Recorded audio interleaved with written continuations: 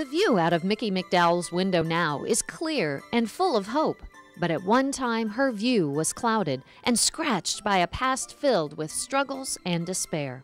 Mickie was a successful youth, but when she went to college, things started to change, and she couldn't find the support she needed to talk about what was happening to her. And it was something that in our house you never discussed it. I had a teacher, I believe in 6th grade, that did talk to my parents and told my parents that she thought that I needed to go see someone. And it was a huge conspiracy, as far as my father. So I kind of knew then to keep things to myself. My freshman year of college was my first big breakdown. I had a suicide attempt. I still didn't receive any kind of help. I was a liability, so they asked me not to live in the dorms anymore. I could still go to school, but I couldn't live in the dorm, but no one ever offered me any help, offered to get me any counseling or anything.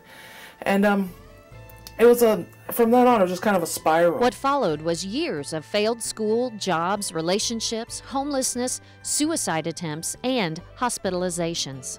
Mickie was finally diagnosed with mental illness in 1995. But even with that diagnosis, Mickie's future seemed bleak. I got to a point where I had to make a decision to live or die. That's what I say. I wasn't doing either. I was kind of existing. I tell people I was an oxygen thief. I was just kind of stealing air from people who deserved it. Because I didn't have any feelings. I didn't enjoy anything. It was just pure misery. The first time she saw her psychiatrist, he told her that she needed to go file for disability immediately. She would never be able to hold down a job. She would never have a long-term relationship, that basically this was as good as it gets. And she used that because it made her angry, because she knew that that wasn't the case, and I knew that wasn't the case. So we didn't allow this professional to limit her that way, and she used that as fuel. Mickie made the decision at that time to get control of her life. Through treatment, intense determination, desire, and hard work, she overcame her mental illness and now proudly shares her recovery with those still struggling. I really hadn't even thought that there was such a thing as recovery. And to have somebody that with their whole being, inspired with a smile or inspired with just a word or a hug, it just made me open up to the idea that recovery was possible. Before, everything was just overwhelming. She didn't know where to turn. She had no resources. She had no belief in herself. She had nobody else who believed in her. Sometimes all it takes is just a hand, someone to support you. And that's what she gives back to others now. It's difficult to even guess how many lives she has touched. And she's trained numerous individuals to go out and tell their own stories, which not only helps break down stigma around mental illness, it also allows them to continue to work on their own recovery. I'm no one special.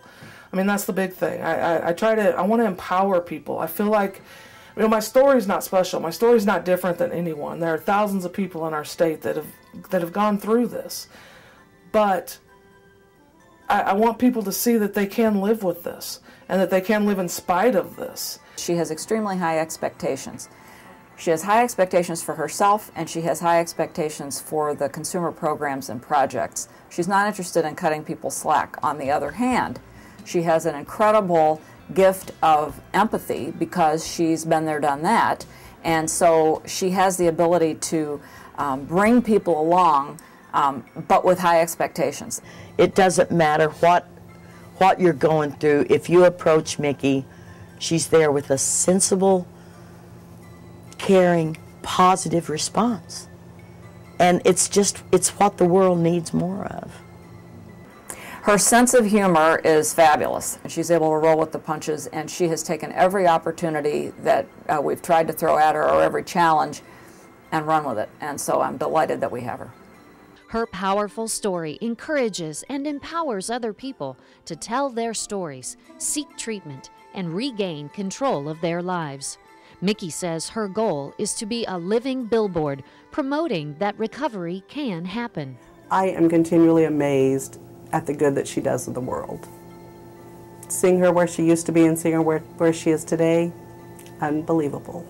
Definitely a mental health champion. My illness, I thought I was cursed forever, and now I feel like it's a blessing to me. I feel like the one thing that held me down my whole life now is the fire that burns inside of me. It's my passion. It's like my calling. You know, and I used to ask, why me, why me? You know, now I feel like I know why me. I feel like I was chosen for this journey. Because if I lived through it, and I've made it, and if I can help one person get through some of the things that I went through, then it's all worth it.